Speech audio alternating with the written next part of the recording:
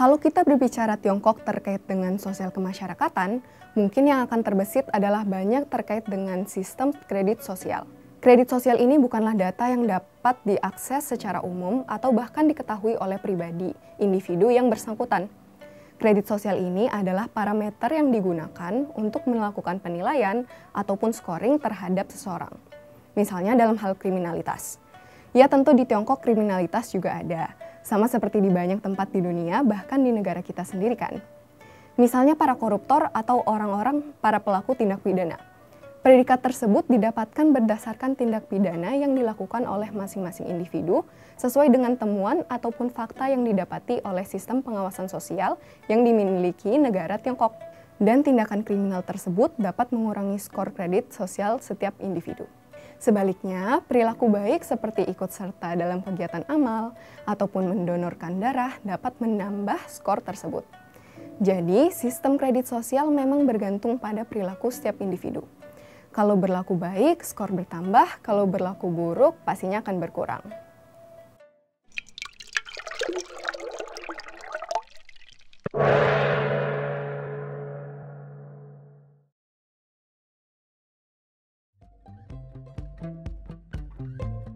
Definisi pembangunan sosial sendiri adalah beberapa versi. Salah satunya menurut Bapak Edi Suharto yang sering kali digunakan sebagai acuan kuliah pembangunan sosial.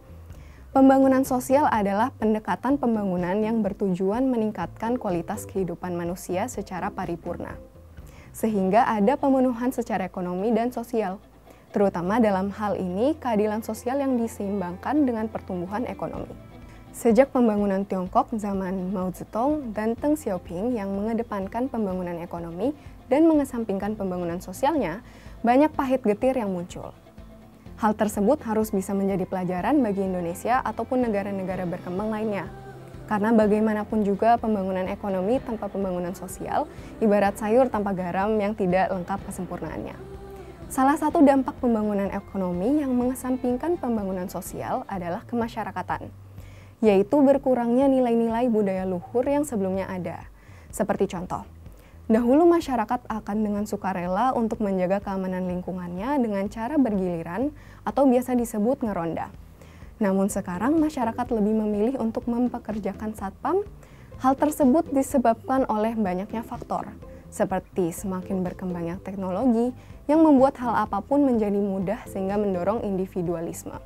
Lalu tuntutan pekerjaan yang semakin beragam untuk satu individu sehingga berkurangnya waktu untuk hal lain di luar pekerjaan dan lain sebagainya. Termasuk juga berkurangnya rasa simpati antar sesama. Misalnya, sikap acuh ketika terjadi suatu musibah yang menimpa orang di jalan. Orang yang tak dikenal tapi ada di sekitar kita, tetangga, dan bahkan kerabat kita sendiri. Mungkin di Indonesia masih cukup terasa silaturahminya yang ada. Namun beda halnya dengan di Tiongkok. Hal tersebut akan lebih kurang terasa. Hal tersebut dikarenakan di Tiongkok mayoritas orang sangat mementingkan karirnya sehingga hubungan sosial antara sesama juga kurang. Dengan begitu, budaya kompetisi di Tiongkok cukup tinggi, baik di lingkungan sekolah, kampus, atau di tempat kerja. Semua hal tersebut menyebabkan kecenderungan individualisme pada masyarakat Tiongkok sangat terasa, meskipun tidak sampai pada tingkat seperti kasus ditemukannya seseorang yang meninggal seorang diri di rumah mereka, atau disebut dengan istilah kutusu dalam bahasa Mandarin atau kodokushi dalam bahasa Jepang.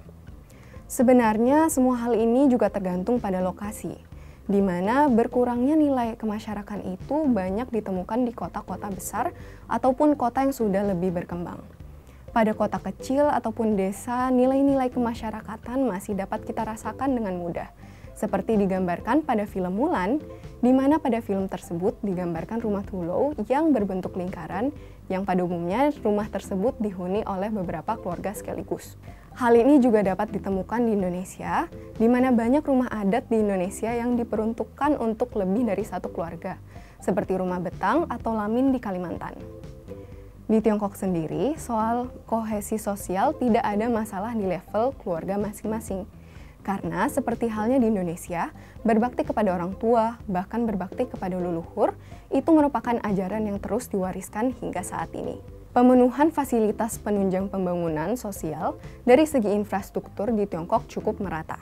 sehingga tidak ada istilah marginalisasi atau diskriminasi secara umum.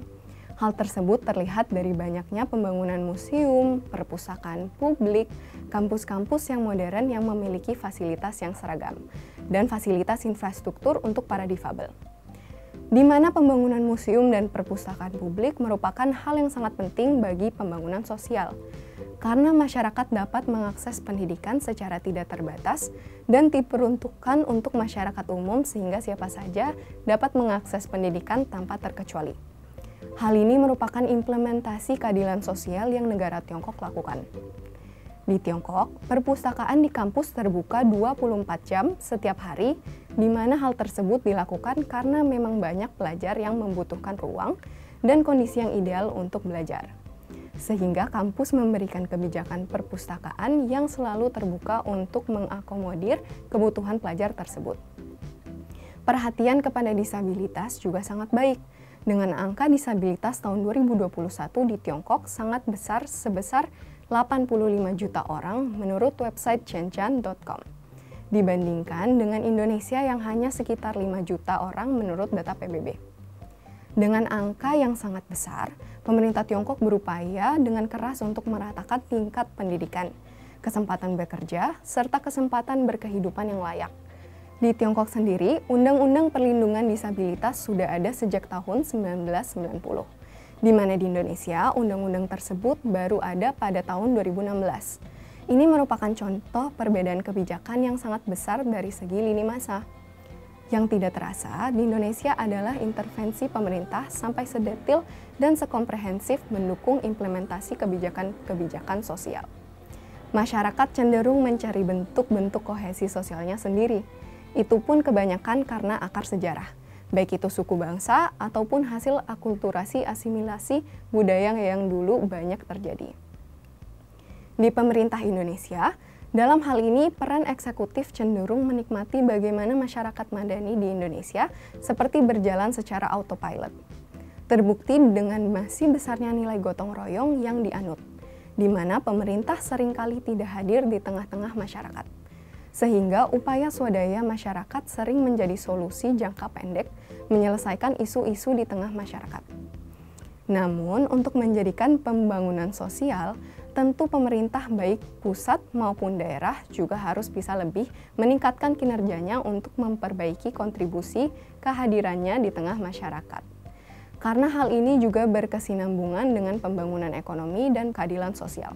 Penguatan identitas nasional sebagai bagian dari bagaimana pemerintah Tiongkok menebus dosa sosial kemasyarakatan di Tiongkok sendiri sedang ramai di mana pada September 2021 lalu ada kebijakan dari Komisi Penyiaran Tiongkok yang melarang adanya bias gender yang tampil di televisi. Artinya untuk yang laki-laki tidak diperbolehkan berlaku seperti wanita dan sebaliknya. Hal ini mungkin cukup keras di zaman yang modern ini, tapi disitulah juga poin pembangunan sosial diupayakan dari perspektif Tiongkok. Di mana kejelasan identitas individu juga mempengaruhi citra masyarakat Tiongkok. Ya, tentu semua regulasi ada positif negatifnya maupun pro dan kontranya. Mengutip laman BBC pada Juli tahun 2013 lalu, di Tiongkok sendiri ada aturan terkait kewajiban mengunjungi orang tua di panti asuhan atau di rumah. Karena kesibukan anak yang bekerja dari Senin hingga Sabtu, sehingga banyak menjadikan waktu kunjungan untuk orang tua ke panti asuhan atau sekedar kembali ke rumah menjadi sulit. Bahkan di Undang-Undang Hak-Hak Senior Tiongkok itu juga ada ancaman denda yang dikenakan kepada sang anak. Jika denda itu tidak bisa dibayar, maka pengadilan akan menegaskan kewajiban kunjungan kepada sang anak. Himbauan-himbauan sosial juga banyak digaungkan, seperti himbauan-himbauan menjaga kebersihan atau peringatan-peringatan ketika di tempat umum seperti di restoran, di mal, ataupun di taman untuk senantiasa menjaga kerukunan, keamanan, dan larangan berkelahi, bahkan berjudi. Di Tiongkok juga banyak digaungkan slogan-slogan yang mengedepankan patriotisme, cinta negara, menjaga keharmonisan, kesetiakawanan sosial, dan lain sebagainya. Biasanya tulisan-tulisan ini tersebut dimuat pada kain berwarna merah dengan tulisan bold berwarna putih. Mungkin hal ini bisa bangsa Indonesia contoh untuk dapat memupuk patriotisme bagi masyarakat kita. Tentunya mungkin dengan mengurangi ego untuk mengampanyakan kepentingan kelompok tertentu seperti spanduk partai. Kira-kira bisa nggak ya Indonesia jadi seperti itu? Kalau bisa, kapan? Aku Nisa dari Gentala Institute untuk Asumsiko.